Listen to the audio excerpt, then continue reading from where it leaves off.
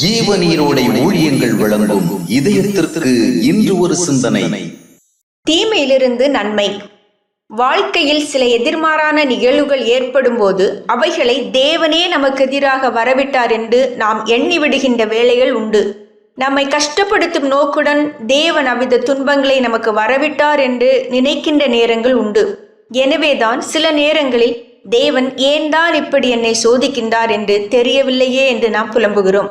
சில அநீதிகள் நமக்கு இழைக்கப்படுகிறது, சில வியாதிகள் நம்மை தாக்குகின்றன, சில நஷ்டங்கள் நம்மை தடுமாறி விழ வைத்து விடுகிறது, சில ஏமாற்றங்கள் நம்முடைய இதயத்தை உடைக்கின்றது, சில விபத்துகள் நம்மை கதிகலங்க வைக்கின்றன, சில தோல்விகள் வாழ்க்கையை கசப்பாக்குகின்றன. ஆனால் இவைகள் யாவும் தேவனே திட்டமிட்டு நமக்கு அனுப்பவில்லை. இப்படி நிகழ வேண்டும் என்பது அவருடைய அநாதி தீர்மானமும் அல்ல. இவைகள் இந்த சபிக்கப்பட்ட பூமியின் இயற்கையான பக்க விளைவுகளால் ஏற்பட்டவை. இவைகள் இந்த துன்பங்கள் மிகுந்த உலகத்தின் சுற்றோட்டத்தில் நிகழ்ந்தவை. ஆனால் பல நேரங்களில் தேவன் இவ்விதமான பாதகமான நிகழ்வுகளின் நடுவில் செயல்பட்டு அவைகளிலிருந்து சில நன்மைகள் தோன்றும்படி கிரியை செய்கின்றார்.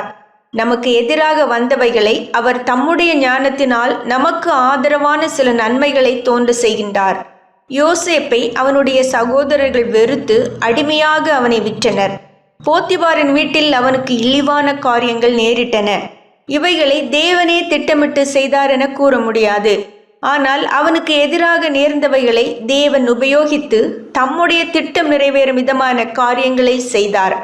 ஆம், உலகம் உருவாக்கும் பாதகமான சூழ்நிலைகளை தேவன் தம்முடைய திட்டம் நிறைவேறுவதற்கு ஏதுவான சாதகமான சூழ்நிலைகளாக மாற்றுகிறார். யோசேப்பு சகோதரர்களால் வெறுக்கப்பட்டதால் எகிப்து வந்து சேர்ந்தான். அவன் மேல் இழிவான குற்றச்சாட்டு கூறப்பட்டதால் சிறைச்சாலைக்கு வந்து சேர்ந்தான். ஆனால் தேவன் தம்முடைய நோக்கங்களுக்கு சாதகமாக அவைகளை உபயோகித்து அவனை எகிப்தின் உயர் பதவியில் அமர்த்தினார்.